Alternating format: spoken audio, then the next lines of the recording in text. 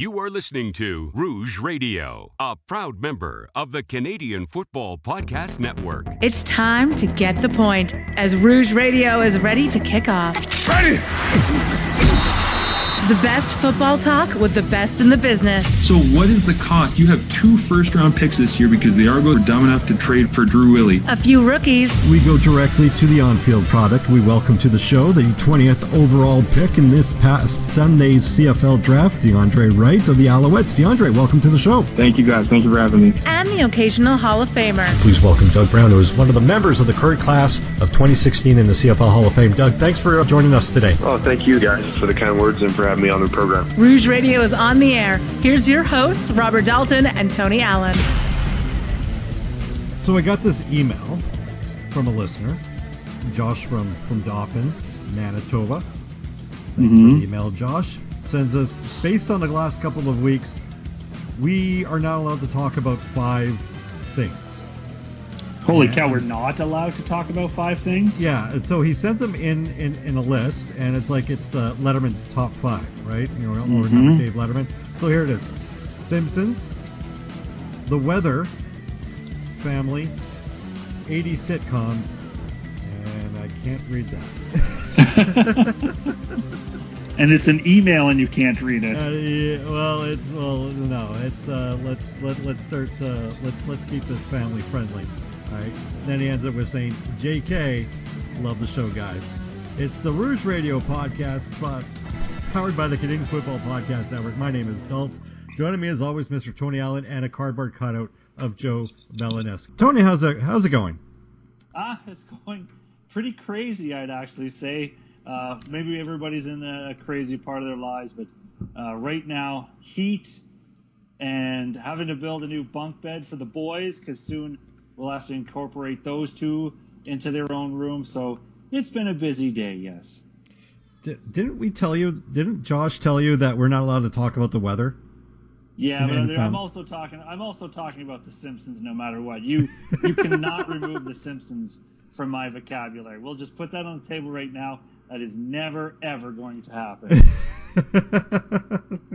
Always comes back to The Simpsons. Screw you, Josh. No, I'm joking. Yeah. We appreciate the emails. And I feel bad because we have like a ton of emails to go through.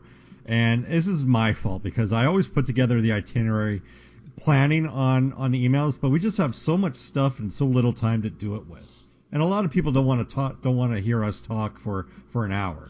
Because that's how long it's going to take for us to talk about what's going on in the CFL, do our predictions, and then read your email. So if there's time in the show, we might get to a couple. But we do have a full show. We've got our 3 Down Hot Takes, sponsored by cgiant.ca. We're going to bring back a popular segment called the Mystery Deck. Now, Tony, have you sent out a tweet with today's Mystery Deck? Oh, that's right. It's been so long, I forget even how to do it. You give our listeners or the people who follow us on Twitter at Rouge Radio a chance to play against me, and for longtime listeners who are used to this, and for new listeners who are like, what the hell is going on here? This is where Tony goes through his deck of what kind of cards? What's the deck called?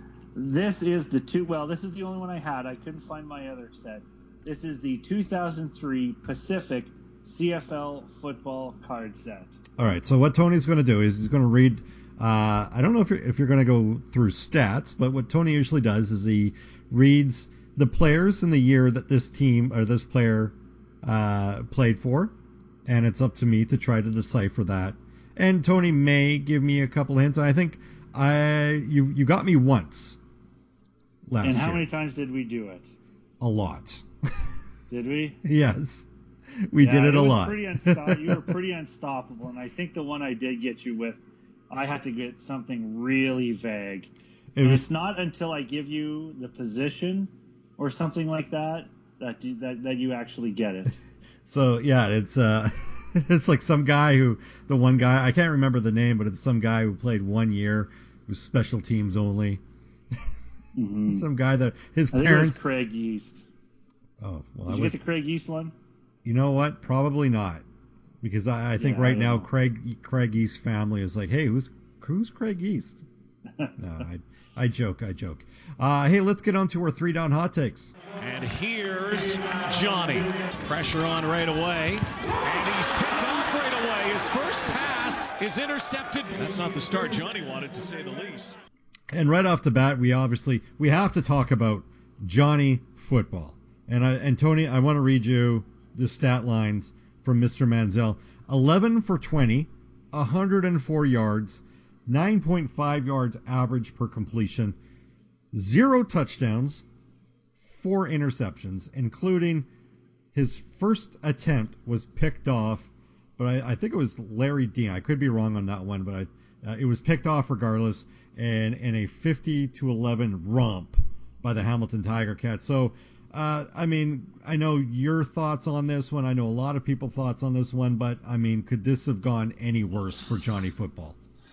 Hey, you know what? If you're Johnny Manziel, the upside is it can't get any worse than this. You've hit rock bottom in your debut, and I even saw that this is the norm for Johnny Manziel. He gets beaten up apparently in his first game with any new team. But you know what?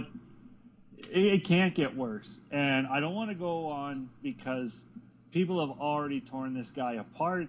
Deserved, undeserved, I'm not here to argue that. Everyone is allowed to think what they want about Johnny Manziel. It is over. We saw the results. Now it's the Montreal Alouettes' job to determine if what they did was wrong, if there was problems somewhere else, and then move forward. He went out there, he failed. We all know what happens. Now I think we can all kind of just go on with the rest of the 2018 season and see what happens to the Montreal Alouettes moving forward. I think this is the situation where the hype just really overshadowed reality, right? Everybody was like, "Oh my God, Johnny Football, the biggest name since Ricky Williams to come up north to play in the CFL," and of course, it's a quarterback position, which is the primary position that everybody notices. And this is a big name that's giving notoriety to the CFL from down south, and everybody kind of like was just completely forgot the fact that, hey, this guy hasn't played a game in the CFL, and we're going to give him 4 practices in behind a very terrible offensive line, throwing to okay receivers, being called by a very sketchy offensive coordinator. I mean, everything that happened, you had to have expected. I mean, granted, I know I'm a victim of doing this, or guilty of doing this myself, of making fun of the guy, but you had to have expected that this stat line that I read previously was going to happen. It's just like, I'd be very surprised that if he had actually had a touchdown to interception ratio in the positive side. And everybody says, well, look what Chris Streveler did. Well, Chris Streveler also had a very good offensive line, very good receivers, and the Edmonton Eskimos defense. And Paul LaPolice is probably one of the, if not the, but one of the best offensive coordinators in the league today. So, I mean, right now you're comparing apples to oranges. But, I mean, it's just kind of, you're right. You can't get any worse. I think this might be rock bottom. And credit to Johnny Manziel, who said, this kind of game humbles you. And I don't think I've ever heard him talk like that, whether in a tweet or in a presser. So at least it does appear that he's learning, and he wants to learn, and he wants to get better. So it can only look better for the Alouettes. Now, granted, it's the Alouettes, so it might be a moot point anyway. They might be done in that East Division already, but at least there is some positive outlook for this young man. They need a penalty to help them out now. Valero scrambling, and he just throws it away. Zero's on the clock. Moving on to the second one, and I do feel bad because we kind of are copying someone. Belton Johnson, one of the co-hosts of the Green Zone, during their post-game show, and I listened to it a lot, came up with this stat, and at the same time, or actually the morning after, Tony sends me a message that Chris Jones is 5-17 versus the West since joining the Riders. Are you freaking kidding me? So the question is this Chris Jones experiment, is it a bust? Tony, you're the one that came up with this one, not knowing that Belton Johnson came up with this stat as well, but do you think that the Chris Jones experiment in Regina is a bust? It's hard to not have the conversation, and if a few people are having it, there might be more than we think that are having this conversation as well, because, this is into season number 3. You're not having the season you thought you should be having by this point. You're making the playoffs as a crossover team. This was Chris Jones, the man who was the master in Calgary, and he won a Grey Cup there, and then he goes to Toronto, and the master wins a Grey Cup in Toronto, and then he goes to Edmonton, and he wins a Grey Cup in Edmonton. So clearly success follows Chris Jones everywhere. There must be something about him that makes him better than everybody else. And here we are in a situation where Saskatchewan still isn't winning. They're not competing for the West.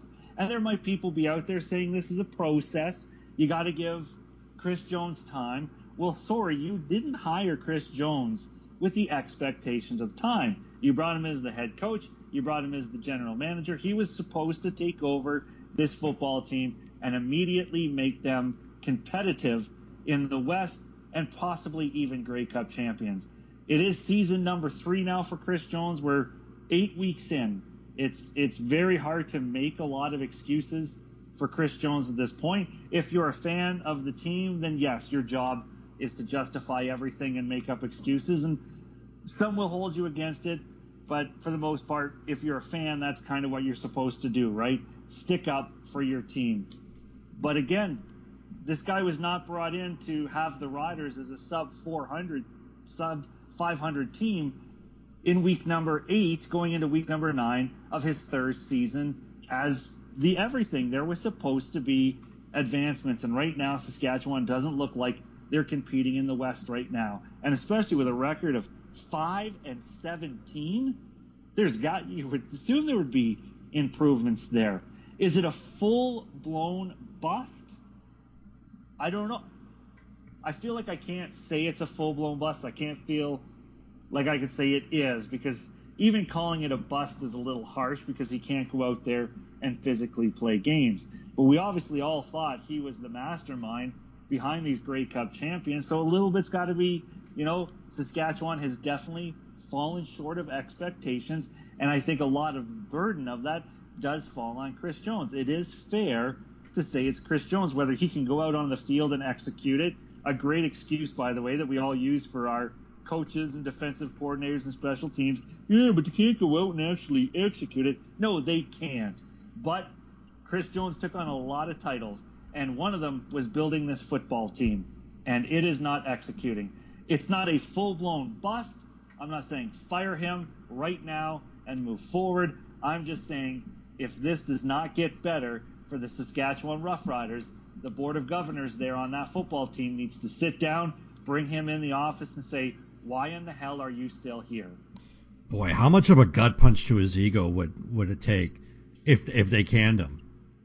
I don't think they should, and I don't think that we should be having this conversation now. In fact, I mean, unless they completely crap the bed, the fire Chris Jones conversation should not be had at all this year. I think he's got his defense playing lights out, second to Calgary's. But I think this is a case of a guy having too many responsibilities. He's the GM, VP of player personnel, or what have you, head coach, defensive coordinator. I swear I'm missing another title. So he's got this beautiful defense, but then he just kind of completely ignores the offense, right? We've got second last, I believe last in offensive touchdowns. I mean, we're talking in a league where Montreal Alouettes are in this league, right? And that's happening. And you've got Jerron Carter, the best receiver in the CFL this year, or in the last couple of years, and he only has one touchdown. Grant, I don't. Rider fans, don't tweet me saying, "Well, he's been on defense." Well, that's the point. That's the freaking point. He's focusing on defense, completely ignores the offense, and a lot of people, really. I mean, you mentioned his success. Well, he had Ricky Ray in Toronto. He had Mike Riley in Edmonton. Who does he have that's even remotely close? A beat-up Zach Collaros? Brandon Bridge, who hasn't shown that he can start in this league? He doesn't have that level of success in the key position of quarterback. And chances are he had better success with Kevin Glenn last year. Kevin Glenn and that offense last year with this defense, Saskatchewan's running away with the Grey Cup. Grey Cup contenders. I don't care what Calgary says, and I know you're gonna right now. You're rolling your eyes back. Last year's Saskatchewan's offense with this year's defense, they're scary. They are freaking scary. But again, this is a case of too many hats, and unfortunately, the hat that he has, it's making him forget the offensive side. 5-17. Do you realize how everybody knows that the West is going to be a dogfight. I mean, BC's kind of taking a back seat to that driver's seat, to that race, but it's a dogfight. And now the interdivisional games are key. So you gotta beat the likes of Calgary and Edmonton and Winnipeg. Those teams have been in front of you since Chris Jones arrived, and you haven't surpassed them. The one team that you surpassed since you arrived was BC, and they've been bye to the postseason since last year. I mean, really not that big of a deal, but only one team since you've arrived. This genius defensive guru is wasting all his efforts on one side.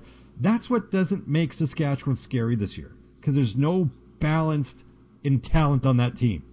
Their offensive line has holes. Their national depth has holes. The only thing they got good going for them is they got a kicker and a kick-ass defense. That's not going to win you any titles anytime soon. Did I piss you off about comparing last year to the Riders to Calgary? Nope. I think you're going to get ripped apart for basically saying defense doesn't win championships. Well, okay, defense wins. Okay, let me rephrase. Backpedal. Defense wins championships, but your offense has to get you there, and Saskatchewan's offense doesn't have enough to get them there. Is that fair? That's fair, but it's too late. It's already out in the world. You're almost better off to just edit that out. But I joke. Someone will have some fun at your expense. All right. Let's go to the last one here, and this one kind of came out because we were just itching trying to find a third take here. Everybody knows what happened on Saturday. Calgary and BC. BC made it close. There was a point where I believe Calgary was ahead only by 8 points, and BC held Calgary to a 2-0, a rare 2-0, but they did it. Anthony Orange, the formerly known as AJ Jefferson, kicked the ball. Now, there's a lot of people saying that he kicked the ball to the ball boy so he didn't have to go all the way, which is fine. But the fact is that he kicked the ball. It wasn't malicious, but I guess by the letter of the rule was that he kicked it, so it's an objectionable conduct. I don't think that's an objectionable conduct call, but we'll get to that. But what we're talking about is Glenn Suter came out in the last couple of days saying that the official that called that penalty should be suspended. Now, I'm all for officiating or officials to be held accountable. I'm not too sure one call, whether it's horrible or not, is suspension worthy. Tony. I think my first reaction when I saw someone tweet it out, that's how I learned about it, because I didn't hear about it. I saw it. And my first reaction is, you need to watch what you're saying. That is not cool to call out officials. They frustrate us. In-game decisions can go the wrong way. That is frustrating. A broadcaster cannot go on the record in public saying that officials need to start being suspended. They are accountable for their actions. Yes. And whoever manages CFL officials, the governing body, the head, will deal with that. It is crossing a line for a media member, and this has nothing to do with the fact that it was Glenn Suter. Don't come at me, Rider fans. This is not what this is anyone. If Dwayne Ford had said it, if Matt Dunnigan had said it, if Henry Burris had said it, you cannot cross that line. That is inappropriate, and especially for a professional broadcaster to insinuate an official needs to get suspended is crossing a line. I don't care if he's dead right. He can be 100% right.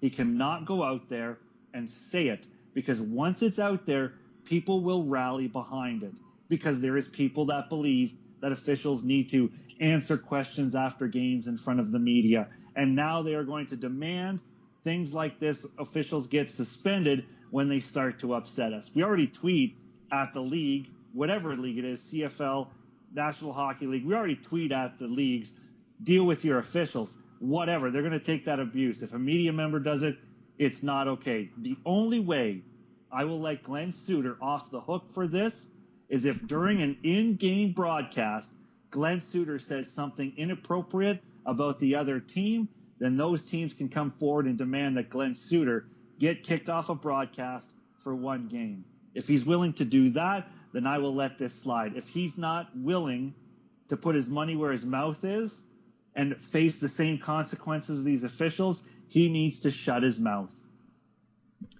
Yeah, and for everybody, did you watch the game? I didn't see that. I had a rather adventurous family holiday vacation, and I'll use that term loosely. So getting to watch football games was not an option for me this weekend. Remind me of that, because I want to talk about that, because I had a story similar to that, because I saw the tweet and you mentioned it on coming out of Pembroke, Ontario. So that was I guess the story that reminded you of when you were having a road trip with your dad. Yeah. So I've described everything. It wasn't malicious. It was just kind of like, just kicking. I didn't think it was objectionable conduct, and you know what? I agree with you. I think the officiating or the officials should be held accountable, but at the same time, it's not suspension worthy. As we move on from our 3 down hot takes, as we get to our magnificent bastard, Tony, who grabbed your attention this week? Oh my God! Number 1. Seinfeld, you magnificent bastard! Hands down, the best game of the CFL week, mostly because it's the only one I saw. But I think a lot of people will back me up on this one. Because seriously, who thought the Toronto Argonauts were going to be involved in a good football game over the weekend? And on top of it, who thought they were going to be involved in a good football game with the Ottawa Redblacks? We know they can play good football, but we didn't think Toronto could play good football. And I'm just looking at my notes now, and I mean, I had Ottawa 27-10 over Toronto in this one, because seriously, I don't even know the guy's first name. Bethel Thompson, is that his name? I don't know his first name. McLeod Bethel Thompson. He's got 3 last names, for crying out loud. How can you trust a quarterback with 3 last names? And 3 first names. Or whatever you want to go with it. I think Bethel Thompson, McLeod, either way. Just the fact that I was getting notifications on my phone while I was putting my kids to bed, and it was like, oh, this is ugly. Oh, damn, this is ugly for the Argonauts. I'm glad I'm not seeing this. And then I saw the comeback happen, and I couldn't believe it. And I raced right downstairs in time for one of Toronto's TDs. I don't know, it was kind of a blur, because everything just seemed to happen in this game so fast for the Argonauts, and the wheels came off so quickly for the Red Blacks. And then to watch that march down the field. Actually, I think there was an Ottawa field goal maybe in between scores for Toronto, and there was a 5-point difference. And I was glued to the TV like I don't think I've been glued to a football game in 2018 for the CFL season. It's one of the hot takes we took at the beginning of the year. Like, why is the season so boring? And the first time in 2018, I was locked in, because Toronto looked like they were going to do it. And then they started marching down the field.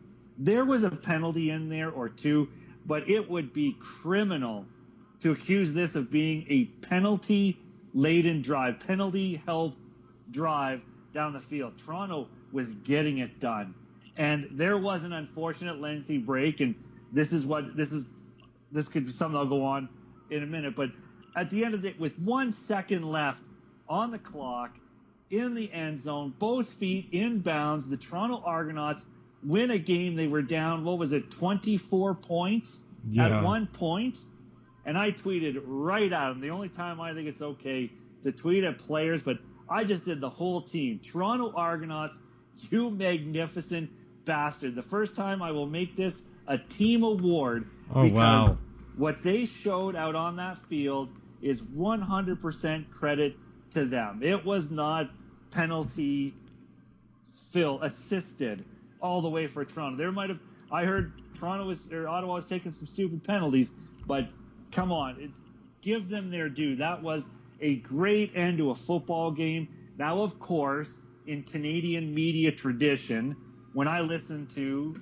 the sports radio the next day, what was everyone talking? Well, there was a big lengthy break in there. So the CFL, this is supposed to be a pro league. Oh my God. Sure, it was an exciting ending, but there was a big break. This wasn't a really great game because that big break ruined everything. And, typical CFL, I'm like, blow it out your ass. That was a good football game. I loved it. The break sucked. Who cares? Tremendous ending to a football game. You know what? I just kind of completely freaked out, and I don't show any bias, but I completely freaked out. It's like I deep down thought Ottawa's not going to let this league go. They're not going to give this up. And then when Armani Edwards caught that pass in the end zone, I literally jumped off my couch, and my wife was like, "What's going on?" It's like they scored, but it's Toronto and Ottawa. I know. It was a great play. Yeah. Oh, man, that's a good... and that Bethel Thompson throws a great football. I'm sorry. I don't know if it was just me, but he throws a great football. Oh, yeah. Oh, yeah. What the fuck is going on? So, here's the thing. Let's get to my WTF, and for the first time in forever since we've had this segment, I'm actually getting suggestions on Twitter. So that's pretty awesome. But I'm gonna go to the Edmonton Saskatchewan game, and this has nothing to do with what happened during the game or in the last minute because that was kind of WTF worthy, but what I'm going to break bad on is what happened before the game. When coaches and management, they write out the game roster, apparently you have many different copies to forward to the league office. Just so that maybe everything is on the up and up. So Saskatchewan got notified that they had an ineligible player. And so they were forced to play with only 41 players. Well, okay, you know what? This goes back to the fact that Chris Jones has way too many hats. Okay, well, then he's delegating. Well, then it still falls back on him because he's delegating to the wrong person. But get this. The ineligible guy was the guy that they just signed 3 weeks ago. Do you know who they had on the roster? A guy who they had on the 6-game injured list. That's the guy that they had on. They chose Derek Moncrief, who's still on the 6-game IR, for a guy, Matt Elam, who was brought in to make sure that Jerron Carter's workload as a defensive back was not going to be too much. And they effed that up. Chris Jones and the Saskatchewan Roughriders roster management, WTF, guys. WTF. Of all things that you could screw up, you screwed up that. It's not like you got the wrong number or you misspelled a name. You put a freaking guy that was supposed to be injured on that list. So either A, he's not really that injured, or B, somebody's not paying attention. So WTF to the Saskatchewan Roughriders management. All right, before we get to our Week 9 predictions, Tony, you sent out a tweet for our mystery deck, so let's bring this segment back. Who do you got for me this week? All right, only one guess so far, and it was wrong. I forget all the hints that I gave you, but here we go. On the back of this player's card from our 2003 Pacific CFL football card set, the years they listed, 95 to 02, 95, 96, 97, doesn't matter because he played in the NFL. He must have just been on their neg list or something. We'll go to season number 1, 2 games played in 98 with Hamilton, where he would play the next 5 seasons until 2002. 2 games in his first year, then basically played full seasons after that, only missing 1 game in the next 5 seasons for the Tabbies. Who is our mystery deck card today? Oh, jeez. I always get mixed up with the Hamilton Tiger Cats. Mm-hmm. This was, I'll give you some, because usually it'll give you the side of the ball he plays on, and maybe you can work from there.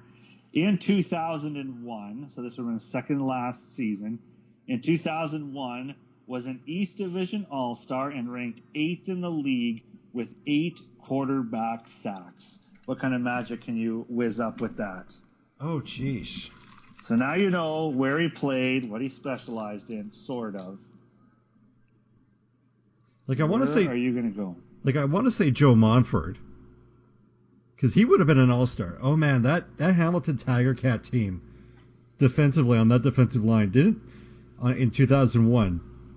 It didn't match up with the Winnipeg Blue Bombers defense that year. But man, oh man, they were tough to deal with. And I know it wasn't. I want to say Joe Montford, but I think don't he had. Say Joe Montford. Do not say Joe Montford. I won't say Joe Montford because I think he actually got double digits in sacks last year. So I'm assuming that he's a defensive lineman. He's a linebacker. Oh wow. Okay. Then. Oh man. Drawing from my 03. Well, I give you a chance to stew. The 2000 Pacific CFL football set. I bought a whole box of them. I got the Marcus Crandall jersey game ward card. You cannot mention Marcus Crandall with a Bomber fan from 2001. Well, he's in a Stampeders jersey, and this is one of the Stampeders jerseys. And the other card I have is Terry Vaughn's authentic game-worn jersey card. It is actual real material from the jersey. Which one do you think's worth more today? The Marcus Crandall Stampeders card or the Terry Vaughn Edmonton Eskimos card? Well, the Terry Vaughn. Maybe I should tweet that out in a poll. Yeah, we should actually do that, right? Hey, by the way, what's more valuable, Tony's game-worn jersey Terry Vaughn card or his game-worn jersey Marcus Crandall card? All right, I'll give you some time to think about your answer. We're going to need one here right away because we got to get into our picks. Yeah, okay. So I remember this year because there was a big fuss that the Winnipeg Blue Bombers had the best linebacking crew. And in Brian Clark, Rylan Wickman, and Lamar McGriggs. And I know we're going back to our random name dropping that we're doing. Mm-hmm. So Excellent, by the way. But they got nixed because the Hamilton Tiger Cats linebacking crew ended up sweeping that. And I want to say Sean Woodson was one of them. Chris Schelling was one of them. And I can't remember the third one. I really cannot. It's on the tip of my tongue. So I am going to say Sean Woodson. Oh, you did say his name. It was Schelling. It was Schelling. It was Chris Schelling, wasn't it? It was Chris Schelling. Oh. You got a 50-50 shot. I thought you were going to get it. You said his name. Oh. I thought it is over. Dalts has done it again. Oh. But you didn't. You did not. I am not giving you credit for that one. Sorry, my friend. You are 0-1 to start the new season of Mystery Deck. Chris Schelling, you WTF, dude. WTF. All right, let's get into our Week 9 picks as we begin in BC Thursday night. What's that? Long Live Tonight. That's from the 3rd and 1 from the gun, the hit song from the Red Claws. I love it. Love it. I don't need to have it during all the intermission, but I really love the song. I really do. It's a legitimate country song too. It is a legitimate song. It doesn't have all the football references, but it's in there. The Edmonton Eskimos will be in BC coming off that big win against Saskatchewan. BC coming off that heart-wrenching loss to the Calgary Stampeders. Tony, I'll let you start with this one. Yeah, I still don't like what's going on with BC. I didn't get to see much of the game because I was held up in a hotel in Strathmore, Alberta, trying to go to Edmonton. I didn't quite make it. And because it's a whole family of 5 sleeping in one hotel room, the kids needed to go to bed, so I kind of had to follow the game on my phone. But I mean, it just still sounded like BC was making a ton of mistakes. And whether you want to use that as an excuse to say Calgary's not legitimate, fine. It doesn't change the fact that BC is still making mistakes. I don't think it's relevant that it was Calgary, or if it had been Edmonton, or if it had been Montreal, or if it had been Hamilton. At the end of the day, BC keeps making mistakes they can't make, and if they want to be competitive in this Western Division, they need to stop making those mistakes. And we're going back to last season now. It just does not seem like BC knows how to eliminate those mistakes, even with Wally Buono in the lineup. I mean, boy, how fast did the Travis Lulay love fest peter out across Canada because, well, they're not winning football games. And yay, Travis Lulay, what a great story. But BC's still in trouble, and this Edmonton team, it's a slow starter. But, boy, when they figure it out, it is ridiculous. You're not catching this Edmonton Eskimos team when they finally figure out, start hitting on all cylinders. And I don't see anything about this BC Lions team, being at home or not, that makes me feel like they can compete with the Edmonton Eskimos right now. 41-20 Eskimos. I'm just waiting for Edmonton to come up with a very balanced running attack. Because you're looking at, in BC, they have 2 rush ends. Rashawn Lemon, Odell Willis, both are very good at getting to the quarterback. Both are very bad at blowing their contain assignments. So if you're getting a rushing attack and you have a well-balanced running attack, and CJ Gable and that offensive line, which is one of the best in the CFL this year, if you can get that on track and you've got Mike Riley at quarterback who's able to find those holes in that BC secondary, this might be early often. Now, granted, BC's secondary is actually they showed up to play last week, and yeah, they made mistakes, so they may not win this game, but I think that they'll hold their own to keep Mike Riley in check for at least a quarter and a bit, or maybe even for the first half. But I think the biggest matchup is BC's offense against Edmonton's defense, because at that point I think that's where BC's offense is going to come to shine, because I'm not convinced that Edmonton's defense is able to hold them off. And their offensive line, BC's offensive line, is actually playing pretty good in the last couple of games, avoiding Travis Lulay from getting that one big hit to keep him out for the season. And aside from Edmonton's defensive line, I'm not really impressed with the back 7. And to be honest, I think that Travis Lulay will have a field day. But, again, same with what Saskatchewan found out last week. When you get the ball into Mike Riley's hands in the fourth quarter, it is over. If you give him a chance, it is over. Given the fact that CJ Gable should be a main factor, it should be over early, but it probably won't be. Edmonton takes this one 30-27 as we go into the next game. In Winnipeg, the Hamilton Tiger Cats coming off that big throttling over the Montreal Alouettes. Winnipeg coming off the bye. I'm going to say Hamilton wins this one because I'm superstitious like this one. Mm-hmm. Usually when you're coming off a victory like this, where it's just you dominate all 3 phases, regardless if it's Montreal, there is that carryover. And this is Winnipeg's first opposition that they're going to be facing. That's going to put them to the test since week 1 or week 3 against Hamilton, where Hamilton beat them by 14 points. Now, granted, they didn't have Matt Nichols. They didn't have a couple of their defenders back in that game. So this will be a little bit closer. But I think that Hamilton's going to come in well prepared, just like they did in week 3. And I think Hamilton comes up with this one 25-23, Tony. I think the opposite. I think you are kidding yourself if you think I'm going to give Hamilton credit for what they did against the Montreal Alouettes. That is not a professional football team. And they put in a quarterback who only had 4 practices under his belt, taking starter reps. I'm sorry. I may have been born yesterday, but even I'm not taking that sucker's bet into thinking the Tiger Cats proved anything by throttling the Montreal Alouettes. Welcome to life in the Canadian Football League. That's what people do. They beat up the Montreal Alouettes. So, having said that, you've got to look at the body of work that Hamilton has given us this year. They have a seemingly good offense that doesn't know how to click when it has to. They have a win over the Winnipeg Blue Bombers, but that wasn't a Blue Bombers who has a Matt Nichols who is now set into his rhythm in the season and is starting to look like Matt Nichols. That makes me all giddy every time I watch him play. I was looking at Twitter. I want to bring this up only because it seems relevant. Twitter had someone asked a question, who's your favorite your team player? And hands down, if you haven't picked it up in the last couple of years, it's Matt Nichols.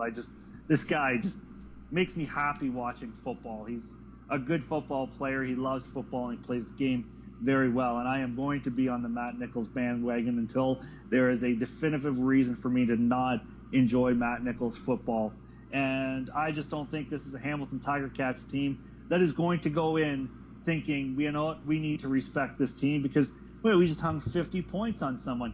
And it was Johnny Manziel. Screw you. Look at how good we are without you. No, you played the Montreal Alouettes. You are as good as every other team that plays the Montreal Alouettes. You are still the team that was coming off a 3-game losing streak against the teams you thought you should have been competitive with, and Jeremiah Mazzoli couldn't get it done.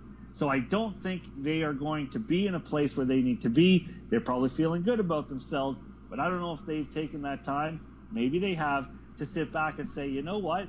Maybe we weren't that good. Maybe we're good. Maybe we're not 50 points good. Maybe we need to sit back and think, against someone else, maybe we're 30 points good. Maybe we're against Winnipeg, maybe 25 points good. No, wait, we won that one by big. Maybe we are that good. It'll be interesting to see where June Jones keeps this Tiger Cats head team. At the end of the day, though, if I'm betting my money, I'm putting it on Winnipeg 34-17. I think it's funny. Week 2, Winnipeg demolishes Montreal 56-10. Goes into Hamilton the week after. Hamilton demolishes Montreal 50-11. They return the favor to go into Hamilton. So this is, or going to Winnipeg. So this is a kind of a funny trick that the schedule makers put forth for this year. Last game of the season, or last game of the week, it's as Calgary, Toronto, and Saskatchewan have bye weeks. And here we go with the Montreal Alouettes taking on the Ottawa Red Blacks. Tony, I'll let you on this one because you just kind of really let loose on the Montreal Alouettes, so I'll let you finish your thoughts on that one. Yeah, Montreal is going to lose bad. Ottawa's just going to pound on them 38-7. Bam, that's it. I think last week against Toronto, and I'm not taking anything away from Toronto, but I think this kind of clarifies my thoughts on Trevor Harris. He's a very good quarterback, but when push comes to shove, he just doesn't have it. You know, he had unanswered points, and sometimes those are your worst enemy. And until he proves me wrong, I'm still going to have that doubt on his ability going forward, especially now that we're heading into, the real season after Labor Day. Oh, there's a spider. I'm freaked out a little bit. Dalts just had to rage quit. Yeah. Because there's a spider. I think he's even off mic. He just ran away from the computer.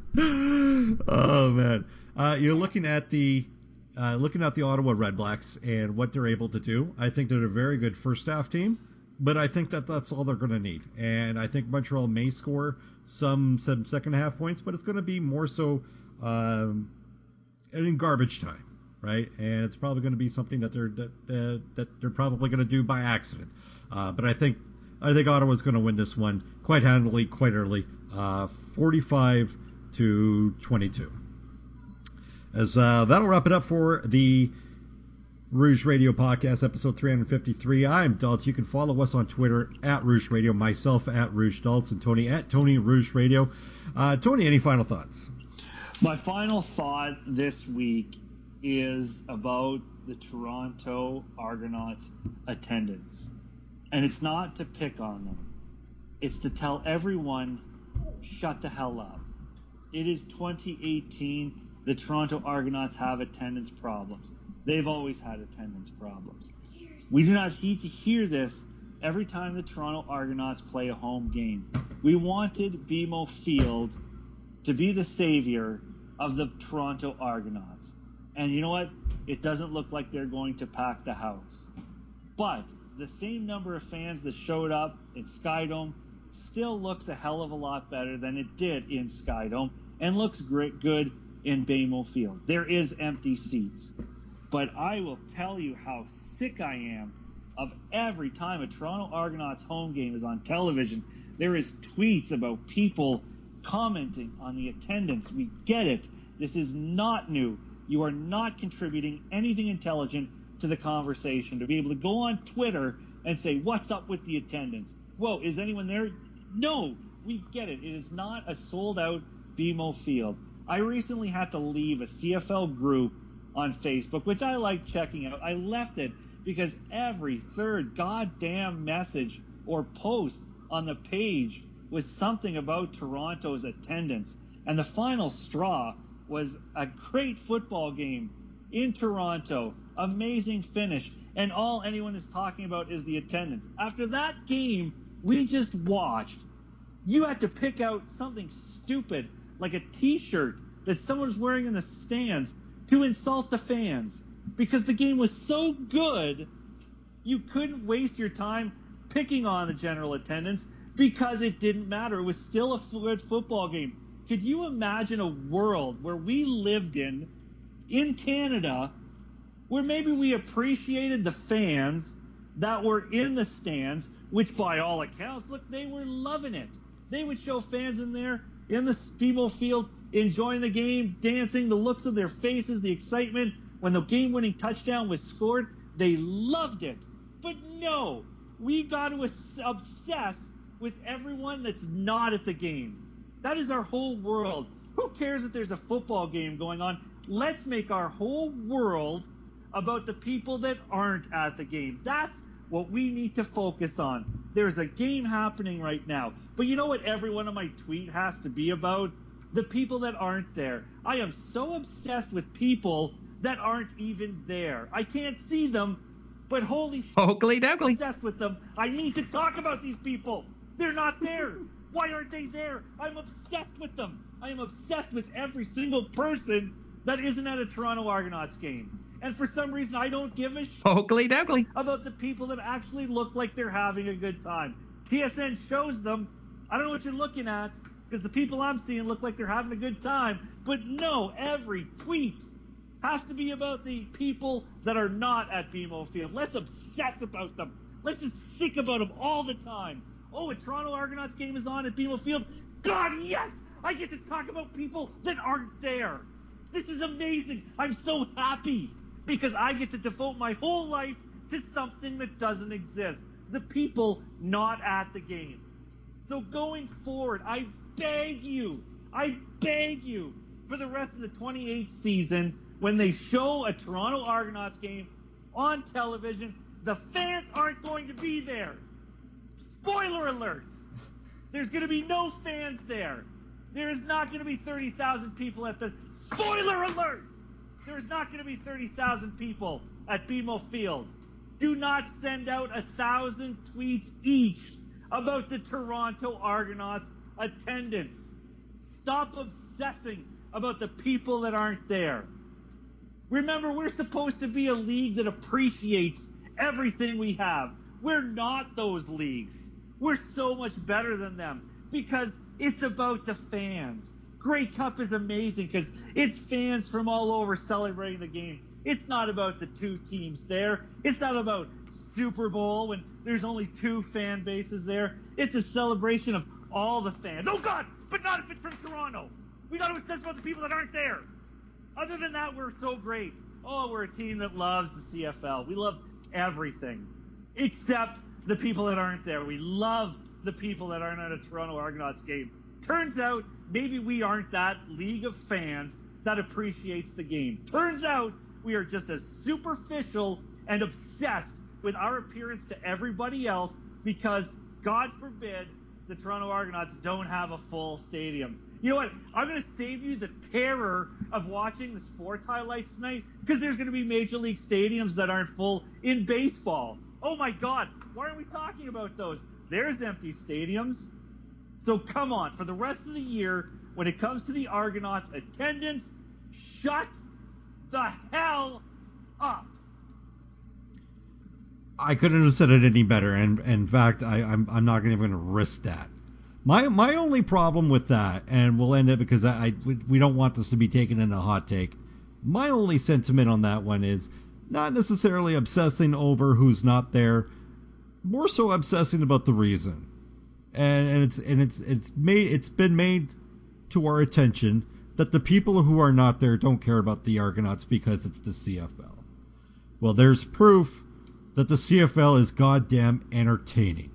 So, and if you were on the fence, if you were an Argo fan, but you gave up on it, there's proof right there that it's money well spent.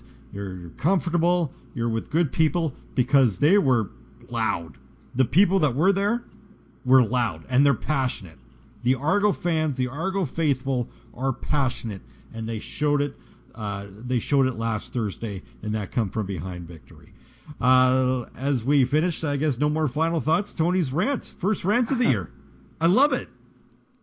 Epic rant. All right, so I hate to follow it up. I'm gonna have to follow up with a dad joke. You can mellow it out with a dad joke. All right. So Tony, I'm gonna go stand outside. If anybody asks, I'm outstanding. That was almost too simple. Go back, try another one. If you got another one, throw it out there. No, I'm just joking. Well, now I have to, because now we can't end on that. All right, lovely. Hey, by the way, so I forgot I was going to actually bring this up here, because you mentioned on Twitter how your vacation reminded you about your I guess you had a trip outside of Pembroke. You tell us about that one. Oh yeah, okay. Basically, I'll try and make this quick. This weekend, I tried to go to Edmonton for the weekend. I was hopefully going to meet up with the folks at the Eskimos podcast while I was there, too. Have some good times. Either way, my van broke down, started steaming, puking fluid out of the engine, and basically my 3 days in Edmonton became 3 days in Strathmore, Alberta, and it was my wife and 3 kids all basically held up in a hotel. We don't know where we're going. We don't have the money to do everything we want to do. We're in a hotel. We're watching Teletoon, and it reminds me, when I was a kid, one of my greatest memories with my dad is we had family in a place called Pembroke, Ontario, which is in the Ottawa Valley, if you want to look it up. And that's where my mom was from. My dad, we were living in a place called Goderich, Ontario.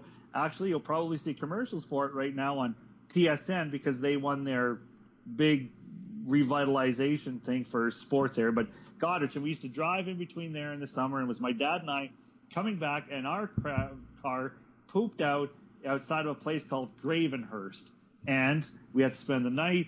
My dad and I were held up in this crappy motel. Like it was a crappy motel. Even at my age, I knew it was a crappy motel.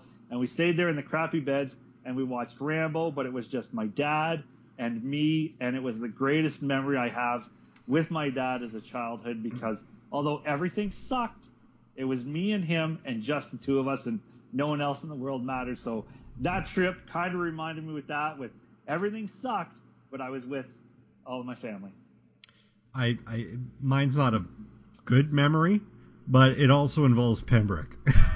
So okay. When I was 14 back in 94, my dad and I, we went on a road trip to Montreal, and on our way, somehow we got to Montreal in 2.5 days, but I don't know which day it was, but we ended up in a rest stop in Pembroke. Now, we pulled in to a rest stop as he wanted to sleep.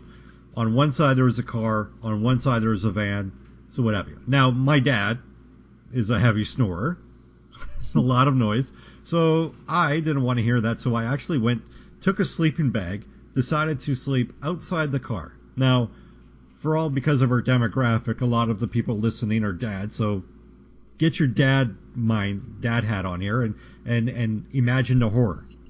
My dad wakes up an hour later. The car to the left, gone. The van to the left, gone. His son, gone. So you imagine You imagine his adrenaline pumping through his veins, literally getting out, yelling, "Rob!" And here's my little geeky head popping up on the other side. Yeah, what do you want? Mm-hmm. So, yeah, I gave my dad a heart attack, and suffice to say, he couldn't sleep, and we ended up going the rest of the way to Montreal. And he'll never let me forget that. All right, I found a dad joke. Are you ready? Let's do it. All right, hopefully this one will be a little bit better. What happened to the frog who parked illegally? He got towed. Oh, that one is better, actually. That is a lot better. All right, for Tony, I'm Dalts. Thanks for listening. We'll see you next week. Thanks for listening. Find more great shows like this at CF Pod Network on Twitter.